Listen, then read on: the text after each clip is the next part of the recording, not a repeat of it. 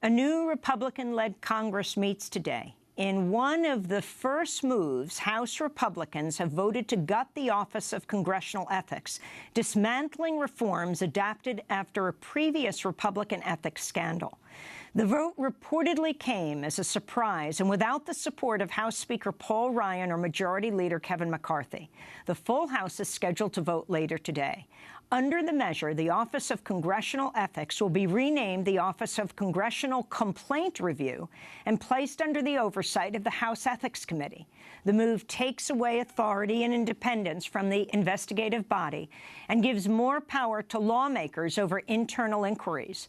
According to the Washington Post, under new rules, the office will not be able to employ a spokesperson, investigate anonymous tips, or refer criminal wrongdoing to prosecutors without the express consent of the Ethics Committee, which would also gain the power to end any of the office's investigations. The measure's sponsor, Republican Bob Goodlatte of Virginia, said in a statement, the move, quote, builds upon and strengthens the current arrangement, improves the due process rights for the House members under investigation.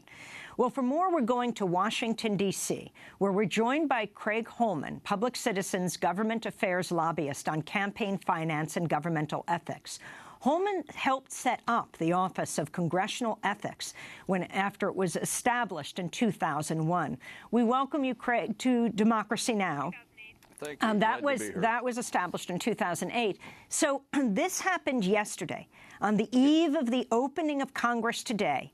In the House Republican conference, behind closed doors, explain what you understood took place. First of all, this was a midnight rules change that caught everybody by surprise last night.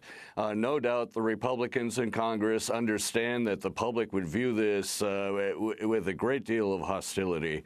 And so they snuck it through last night. So we had been assured by the Republican caucus over the last 2 weeks that the Office of Congressional Ethics was going to be kept intact and reauthorized in the new year, in the new session. And then suddenly last night, we're receiving tweets that the Republicans in Congress changed their mind. They suddenly accepted this amendment to neuter the Office of Congressional Ethics and place it under the control of the House Ethics Committee, which means, by the way, placing it under control of members of Congress themselves. This caught us entirely by surprise.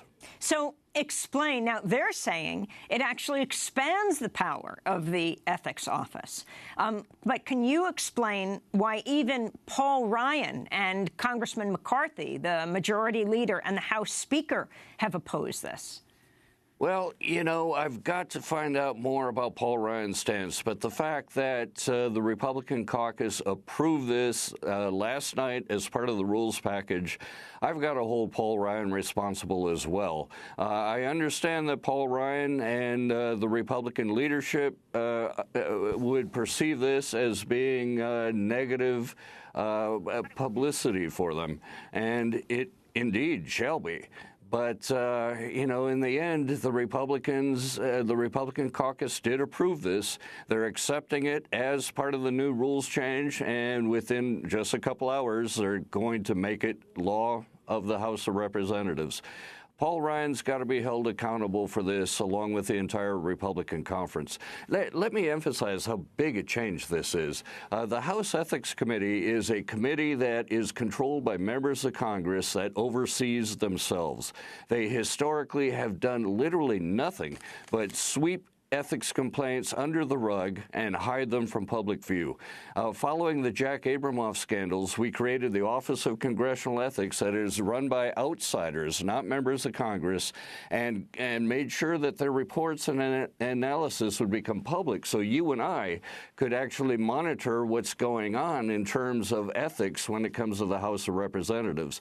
Literally, once we created OCE in 2008, the number of actions taken by the House Ethics Committee and the House Ethics process literally quadrupled in that short period of time over the entire history of the House Ethics Committee. That's how important OCE is to the ethics process. And the only people who have despised OCE are the members of Congress themselves. And just last night, they have neutered this agency. For people who don't remember, for example, the original scandal that led to this office in 2008, if you can lay out what happened with Jack Abramoff. Well, Jack Abramoff was considered the uber lobbyist of the time, but quite frankly, you know, he was typical of K Street lobbyists.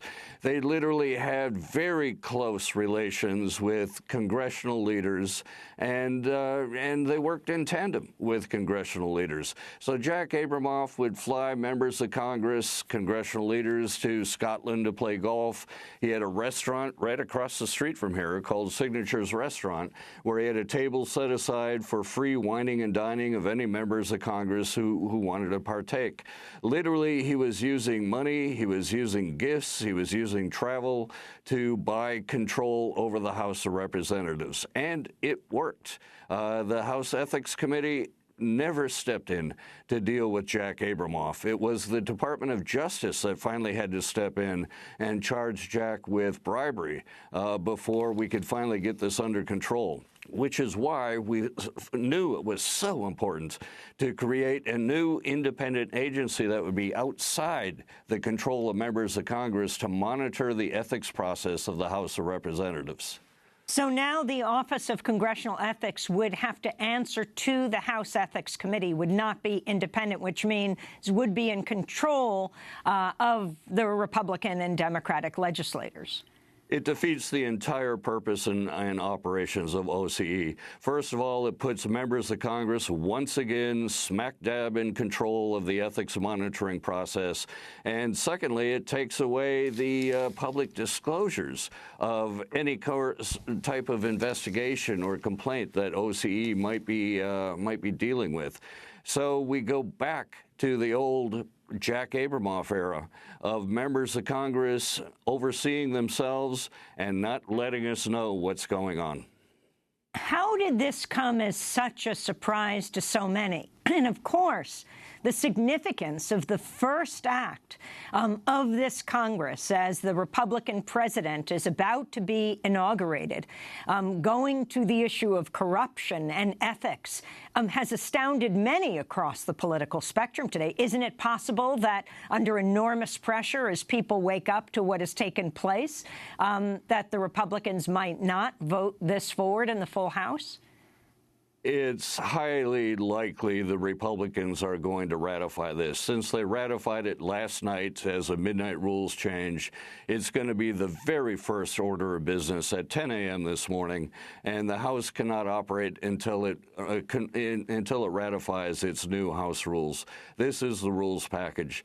It was brought on so late to make it very difficult for the public to try to intervene and prevent this action from happening. So it's almost a done deal at this point. At 10 a.m., it will be a done deal. And by the way, it caught us so much by surprise because, you know, the entire reform community, and by the reform community, I'm including conservative groups like Judicial Watch, National Taxpayers Association, progressive groups like Public Citizen, Common Cause, nonpartisan groups like League of Women Voters. We have all, every session, got together to try to make sure that OCE would be reauthorized with each session.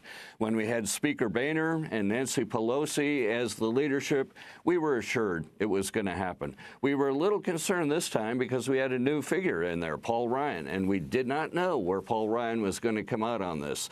So about 2 weeks ago, all our groups submitted a letter to Paul Ryan and Nancy Pelosi pointing out how valuable OCE is and asking that it be reauthorized. And we were reassured that it would be reauthorized. So we weren't concerned until suddenly last night when the House Republicans backpedaled on this, rewrote the rules, and are now about to neuter the OCE.